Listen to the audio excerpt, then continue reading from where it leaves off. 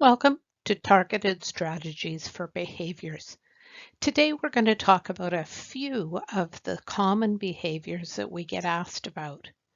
As always, we recognize that all behavior has meaning and is typically a way of communicating a need, whether a physical need, emotional, social, spiritual, or other need. Well, as a care partner, you may be experiencing these as challenging behaviors. It can be helpful to both of you to try and reframe as needs-driven, dementia-related behavior. Today I'm going to talk about word salad, also called progressive aphasia, confabulation, the all too common phrase, I want to go home, and asking for deceased relatives. I'll share some information about what may cause a behavior, followed by some strategies for responding. The strategies you hear about today are tools for your toolbox. Not all tools work for every job, and depending on the job, not all tools work well each time. Like dementia, what works one day may not work another, so try your best to remain flexible and patient when responding in the moment. Before we look at the 4 behaviors we're going to talk about today, I want to take a few minutes to set the stage and to present our first strategy. Because of the brain changes associated with dementia, the responsibility for responding lies with the care partner, not with the person living with dementia. Therefore, it's vital that care partners take a couple of moments to grab hold of their own emotions, to settle themselves, and be able to respond in a calm and compassionate way. That can be as simple as taking a couple of deep breaths. In fact, to demonstrate this, just take a minute and close your eyes right now and take 3 deep breaths. 1,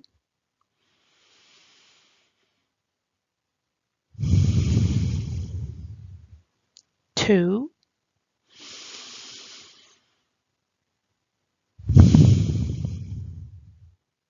and 3.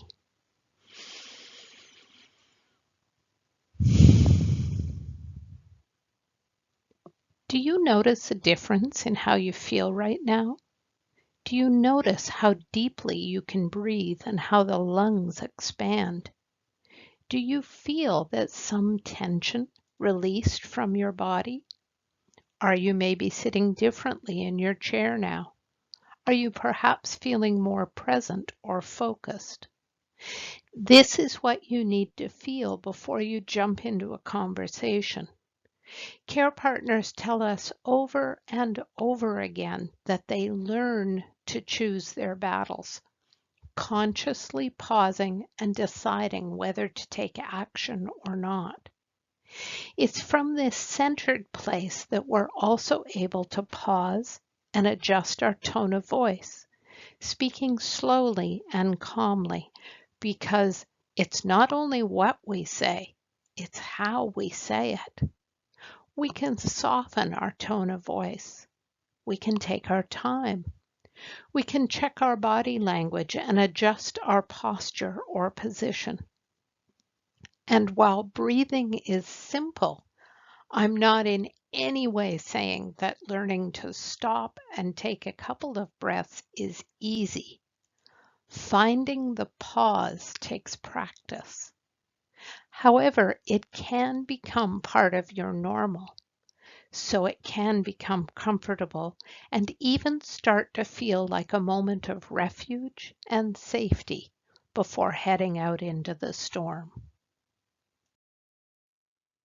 When we talk about ways of responding to various behaviors caused by dementia, we recommend following a 3-step approach to your response. First, identify the emotion behind the story. What feelings are they experiencing? Do they sound worried, happy, excited, upset, scared? Be observant and curious. Take your time to understand how the person with dementia is feeling and what need they might be expressing through their behavior. Second, validate the emotion. How this looks will depend on the emotion being expressed. For example, if the emotion is worry, you might say something like, "It sounds like you're very worried about Mary," or "That's a scary thought." Accompanying this with a gentle touch, if appropriate, may help to turn the person's attention away from the thought and toward you instead. Think about a time when you've been worried, scared, anxious, or confused. You don't want to be dismissed. You want acceptance and validation that what you are feeling makes sense. Mom is out with some friends. She'll be home later. There's a bad storm tonight, so he's staying over at Joe's house just to be safe. It sounds like you loved your brother very much. Tell me about him. These are just some examples of how we can validate what it is that the person is feeling, which allows us to come alongside them to support them with a response. Third, distract or redirect. Distraction and redirection can be successful after taking sufficient time to validate the emotions. Sometimes we're in a rush and we want to jump directly to this step and offer all sorts of distractions to change the subject and move on. But validation is key. It gives the brain a chance to share its reality, its worries, and it prepares the brain to switch gears. Once you've validated the person's emotional reality and what it is that they're feeling, we can then move on and redirect the person's attention to something else. For example, "Mary isn't here right now, but I think she would love this shepherd's pie if she was. What's Mary's favorite meal?" Use your knowledge of the person to respond in a way that would make sense to them. What about their life history or their likes and dislikes could you draw on? If you're finding it difficult to redirect the person after you have already validated their emotional reality and nothing seems to be working, then try changing the environment. Sometimes just moving to another room or going for a short walk or a drive can make all the difference. Keep this three-step model in mind as we look at 4 different behaviors. Word salad, primary progressive aphasia. Are you caring for someone who mixes up their words or sentences and thinks that they're making perfect sense? It must be you who has the problem, right? This is called aphasia. Some people may be particularly fluent in their speech. The words they use are articulated clearly and the rhythm of the speech makes sense. So you feel that it should all make sense, but it just doesn't. The words are out of order, jumbled, fragmented, or part of the word or the sentence is missing, and it can be very difficult to understand what it is that the person is trying to say. Now, listen to what I'm about to say and jot down what you think I'm telling you. "I to see roses there tomorrow. Were beautiful. Red, black, all should come back there wagon time." "I to see roses there tomorrow. Were beautiful. Red, black, all should back there wagon time." What is it that you think I'm telling you? What I was trying to say was, "I went to see the roses by the pond yesterday. They were beautiful. Red, yellow, all colors. We should go back there. We'll take the wagon next time. In my head, this made perfect sense, but you probably had a puzzled look on your face while you were listening and trying to understand what it was that I was saying. What happened to my words when I was talking? I mixed some words up. I said tomorrow, but I actually meant yesterday. I said black, but I actually meant yellow. And I also missed some words altogether, some of which were quite important for understanding the context of what I was saying. Now, not everyone misses words, and not everyone mixes them up, but we often hear that people find it incredibly frustrating to experience this word salad, where essentially the words have become all mixed up. It can be exhausting trying to understand someone experiencing aphasia, and we're told it is equally exhausting trying to deal with the situation when someone doesn't understand you and it makes perfect sense in your mind. The type of aphasia associated with dementia is called primary progressive aphasia, or PPA. It's caused by damage to the parts of the brain that are responsible for speech and language. There are several types of progressive aphasia associated with dementia, which affect a person's speech and language in different ways. As we saw in the example just now, some people forget the meaning of words, what objects are for, and concepts. You might notice a person using a vague term to describe something. For example, they ask you to pass the green stuff when referring to the broccoli on the table, or may refer to the thing often. Someone with aphasia might also forget the purpose of an object. One of the examples I often use when we talk about normal age-related memory loss versus dementia is that most of us misplace our car keys from time to time.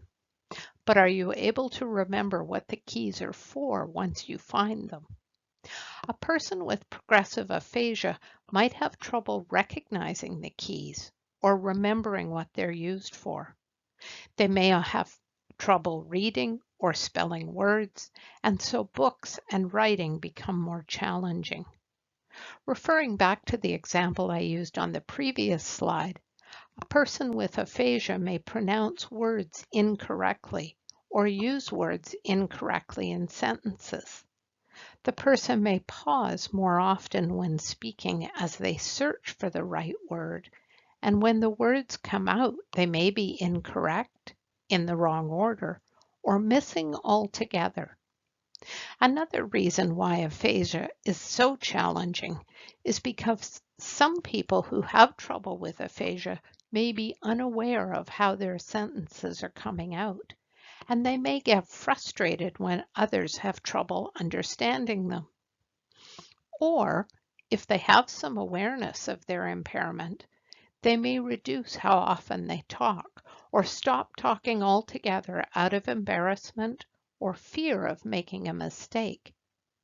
If this happens, be vigilant for signs of depression. Not being able to speak can be incredibly isolating. For someone more advanced in their dementia, the words might turn to sounds and be indistinguishable as language altogether.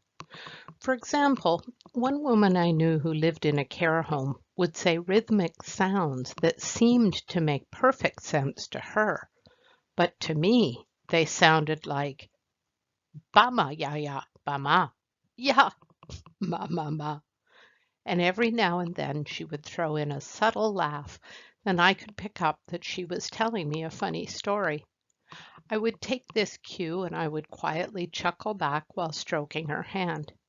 Sometimes it would get tiring after a while, but as long as the emotion she conveyed appeared positive, I knew that it was a positive experience for her, and we were both able to enjoy the time together. Step one of the three-step approach for responding is to identify the emotion being conveyed. Does the person speaking look sad, anxious, excited? Their tone of voice and facial expressions may be saying much more than the words that they're using. Try to focus on the feeling and any nonverbal cues to see if you can figure out what the meaning is. If you're unsure whether you've understood correctly, try confirming your interpretation with the person to give them a chance to correct you if you're wrong. This also shows that you're listening and that you care enough about what they're saying that you want to get it right. Step two is validation.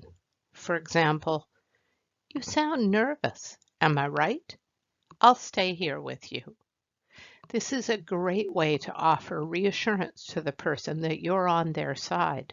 And if, despite your best efforts, you still don't understand what the person is trying to say, then acknowledge how frustrating it must feel for them. At this point, you might be feeling frustrated too.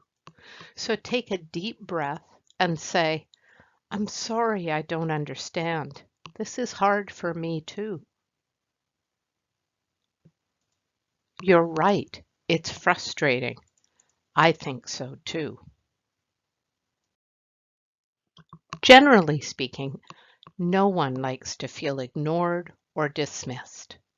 When responding to someone who has aphasia, let them know you are listening. You can do this by responding with a simple acknowledgement. That's very interesting.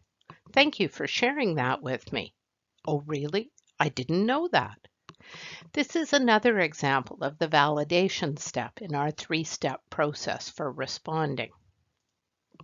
Use closed-ended questions that can be answered with yes or no to help narrow in on what they're trying to say and to verify that you've understood correctly.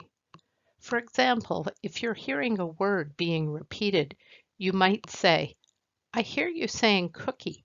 Are you hungry?" If they answer no, you might say, "Okay, would you like to go for a walk to the store?" Perhaps they do want a cookie, or perhaps they meant something else and cookie was the word they swapped in for what they meant to say. Ask the person to show you what it is they want or are referring to. You could also try putting out a plate of snacks so that if they are hungry, they can meet that need. If the person with aphasia is still able to write, perhaps ask them to communicate their message in writing. "I'm really sorry, but I'm not quite following what you're saying. Could you write it down for me?" Try your best to listen to the context of what the person is trying to say. What are the nouns and the consonants that you can make out? Do they match the verbs? For example, dancing phone might mean ringing phone. They've just mixed up the verb in the sentence. Or walk cat might be walk dog. In this case, they've mixed up the noun. Look for any nonverbal cues the person is using to help you understand what it is they're trying to say. Are they walking towards the door, licking their lips, shifting in their seat? This might indicate that they need to go somewhere, they're hungry, or that they have to use the washroom. If you're still having trouble understanding what the person is trying to say, and you feel yourself or the other person getting frustrated, sometimes it can help to take a break from the conversation altogether by going for a walk, having a cup of tea, or offering another activity that you both might enjoy. Another common behavior is confabulation. This is when a person fills in the gaps in their memory with stories or made up facts. It's sometimes called honest lying. Confabulation is an unconscious and unintentional way for our brains to fill in any missing pieces of the puzzle to try to make sense of the world. And it's something that we all do. For example, If you live in a condo, you may know that the periodic banging from the unit above you is due to your neighbors renovating their bedroom. But a person with dementia might insist, "The kids are at it again. Tell them to stop jumping off the bed." Our brains are association machines. They like to find associations between things because this helps us make sense of the world, especially when the world is increasingly making less sense. If you've forgotten that neighbor noise is part of condo living, but your brain is back in time to when you lived in a multi-level house with several young children, then your brain associated the loud banging upstairs with the kids pretending to be monkeys jumping off the bed. Now this makes sense, and this is their reality, so there's no point arguing and insisting that it's the neighbors. You might respond with something like, "You're right, that is loud. I'll go remind them to stay in bed," and leave it at that, as opposed to saying, "No, don't you remember? That's the neighbors upstairs. The kids are all grown up now. They moved to Ontario years ago." And then when the conversation gets confusing, "What do you mean they live in Ontario? They're too young to be in their own. Who took them there? Why didn't anybody tell me?" I can assure you that nobody comes out a winner in these arguments, and you'll likely both come out feeling frustrated or angry. So try your best to be patient and meet the person where they are in their reality.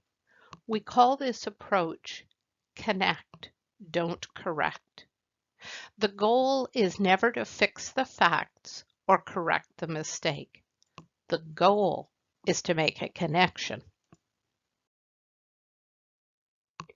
There are not very many things that we say are do nots when we present strategies, but in this case, I really need to ask you to avoid using this one phrase. Don't you remember? Have you ever said this? If you were at an in-person presentation, I guarantee you could look around the room right now and see a bunch of people nodding or putting their hands up. It's natural to ask this question. We do it all the time without even thinking about it. However, when someone is struggling with their memory and other cognitive symptoms, this phrase can be a reminder of what they don't remember and can make the person feel like a failure. Try to ask questions that set the person up for success. For example, instead of testing the person and asking, "Who is this in the picture?" you might say, "I know this is you, but I'm not sure who this man is next to you." This gives the person the chance to be successful if they know the answer and avoid failure if they don't. Or in the context of confabulation, they might fill in the gap in their memory and tell you all about the man being their first boyfriend, even though you know it's actually your Uncle Brian. So what? Remember that in this moment, you're connecting, not correcting, and the facts don't matter. Number 3, I want to go home. This is probably one of the behaviors we get asked about the most.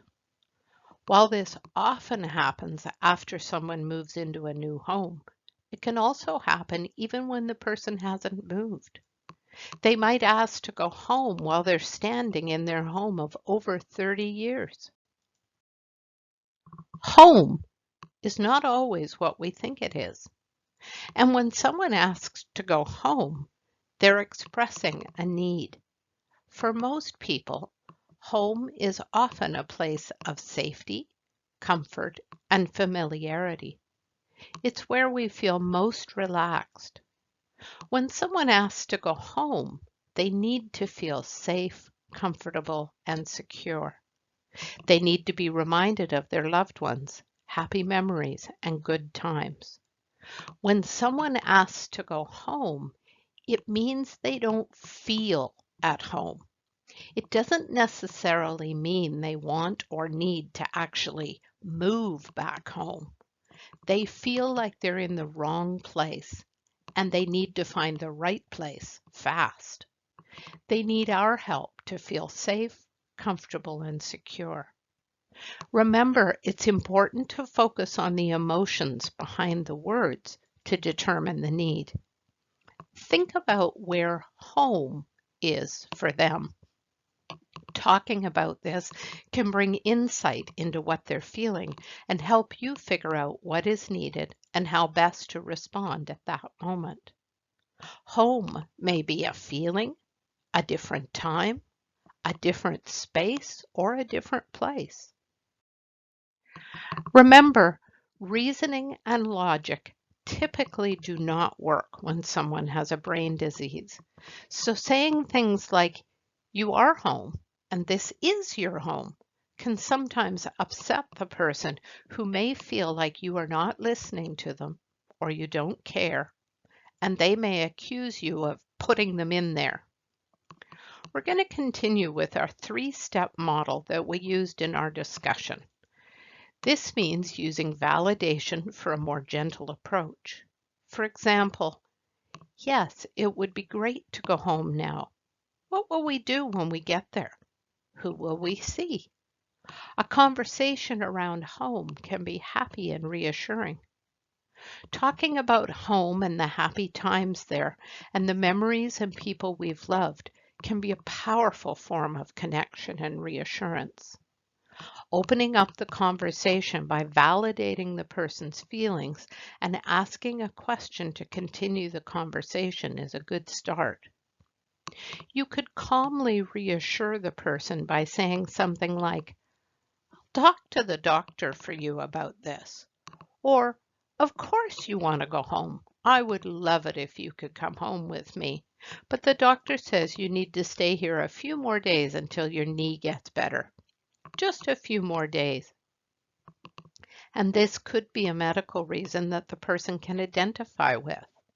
Now, you might be saying "a few more days" for years, but when you respond to the emotional reality of the person rather than your own reality, you stop becoming the enemy who is keeping them in this new place, and your relationship can begin to improve. Remember that the goal is to help reduce the person's anxiety and fear so that they can feel safe and comfortable where they are. After validating how the person feels, gently redirect their attention to something else. For example, you might ask them to tell you all about their home and then guide the conversation to a neutral topic. Asking about their home further validates their feelings and may encourage them to share positive memories. You might say something like, "What's your favorite room in the house? What makes the kitchen your favorite room?" In the list of helpful resources linked below this video, we've included a link to a list of conversation starters that may be helpful for redirecting conversations. Now, sometimes, despite all your best efforts, the person will not let it go. If this happens, you may need to go further with their reality. For example, getting them dressed for outside, but instead of heading to the car, you go to the courtyard for a walk. The change of scenery may be enough to help calm the person and provide you with additional opportunities to redirect their focus onto something else. Reassure the person and try your best to use positive language when responding. For example, rather than saying "goodbye" when you leave, which could generate uncertainty over when you'll be back, you could say, "I'll be back to see you soon," or "I need to go prepare dinner. I'd better go. See you tomorrow," or just "see you later." If possible, set them up with something to take their focus off your leaving, like a cup of tea, a snack, or a favorite activity. If the person you're visiting lives in long-term care and departures are particularly difficult, then try communicating this to the staff to see if they can help to redirect the person when it's time for you to leave if they want to go home with you. Another of the very common behaviors we hear about is when someone asks about a deceased relative. I want to first acknowledge that depending on who the person is asking for, this might be a very emotional or even heartbreaking behavior for you. If your mom is asking for your deceased dad, it can be another difficult reminder for you of his passing, which can stir up your own grief and challenge your ability to respond as calmly as you might like. I want you to think about this. What do you think the need is when someone talks about a deceased relative? That is, what do you think is behind someone asking for or talking about family or friends who have long since died?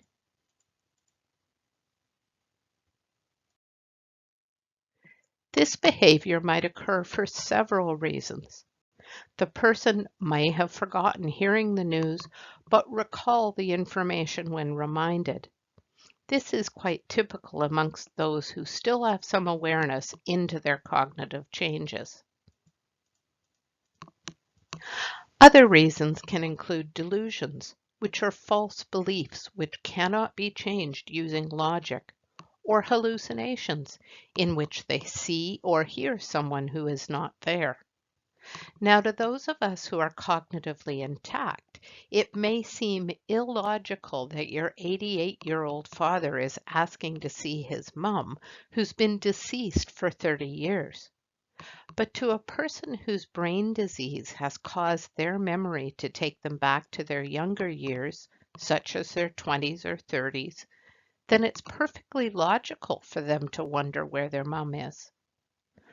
Before we talk about strategies for responding, I'd like you to take a moment to consider what it might feel like to receive the news that someone you love dearly has passed.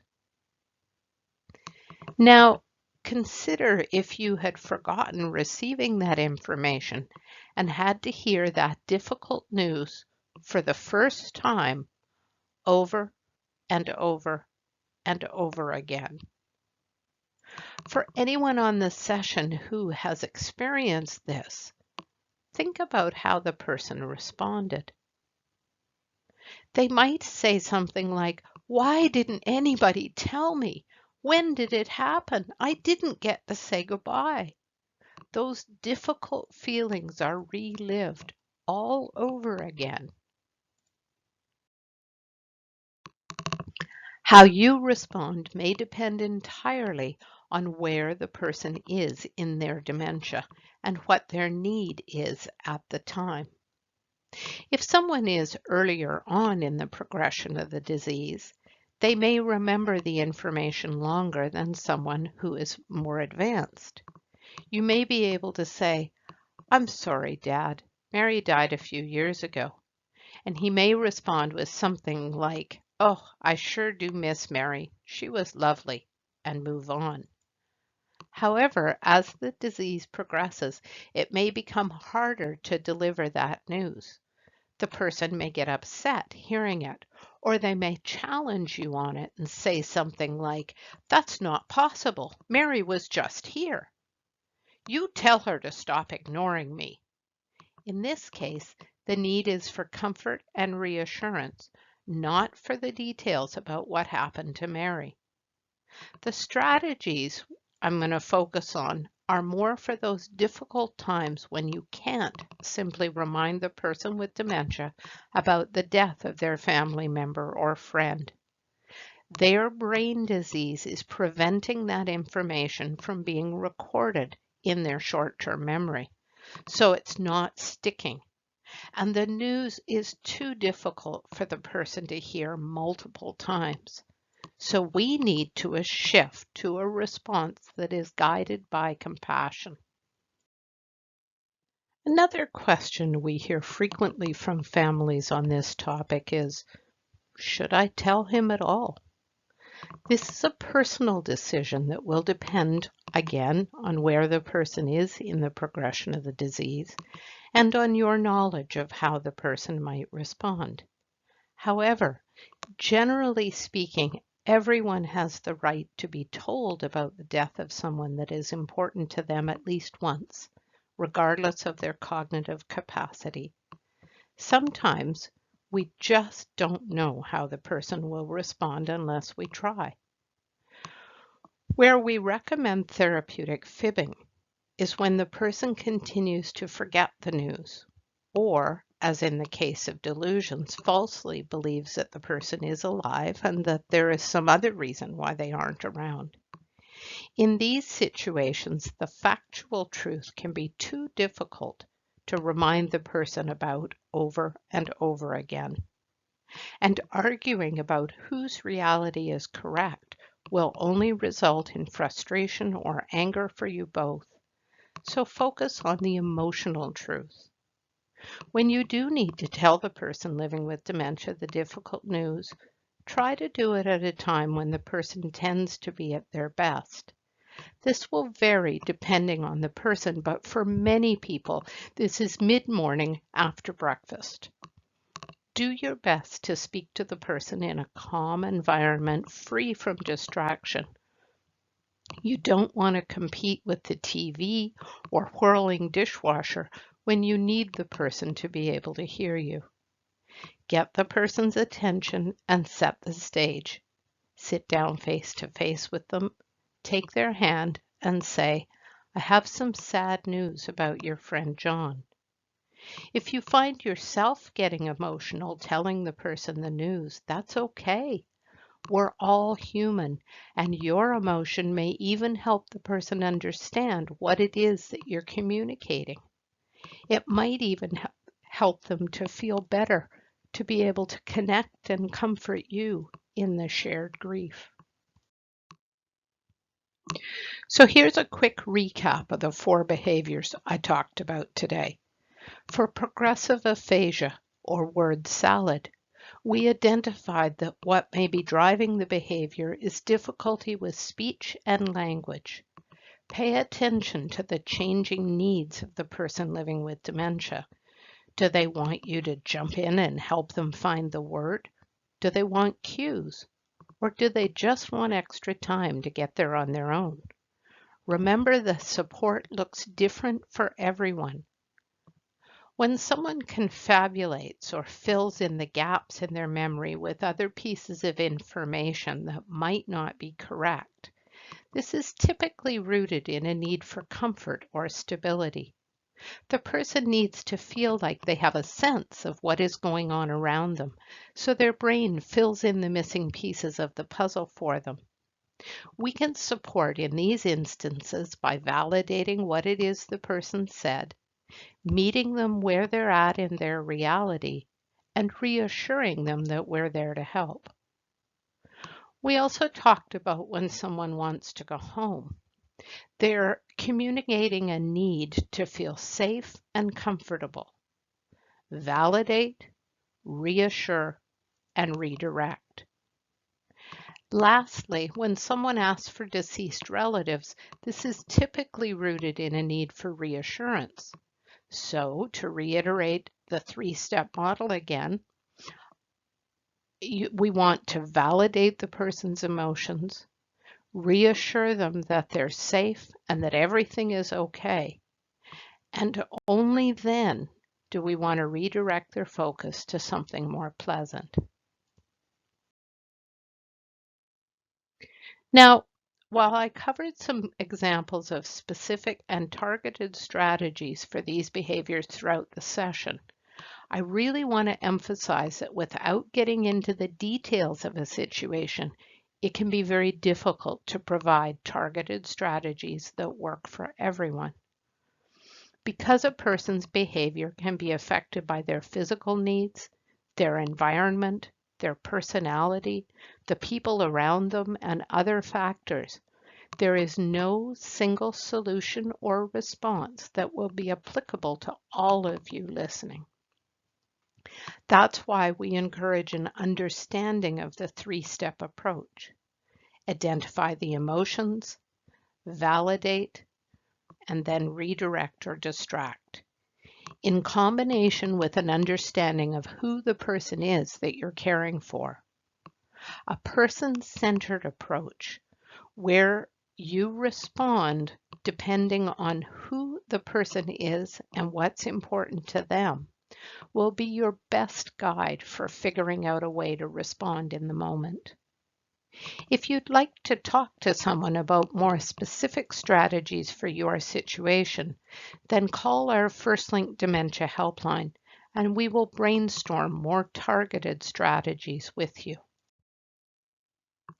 Caring for someone experiencing these symptoms can be very trying and even hurtful. Remember, these symptoms are the result of the disease. They're not willful or intentional. And although some of the accusations can be hurtful, try not to take them personally. It's common for care partners to feel guilty about how they may have responded in the moment. It's normal to feel upset if a family member accuses you of stealing or of infidelity. We do the best that we can do each day. Caregiving is a learning experience, and you're not in it alone. You'll learn from our sessions, phone calls, from other caregivers, and you will learn from your own experiences and especially your mistakes. It's okay to take risks, to try a new approach, to struggle, and then try again. You're developing a caregiver skill set, and this takes time. I'd like to share a quote with you from author David G. Allen. Patience is the calm acceptance that things can happen in a different order than the one you have in mind.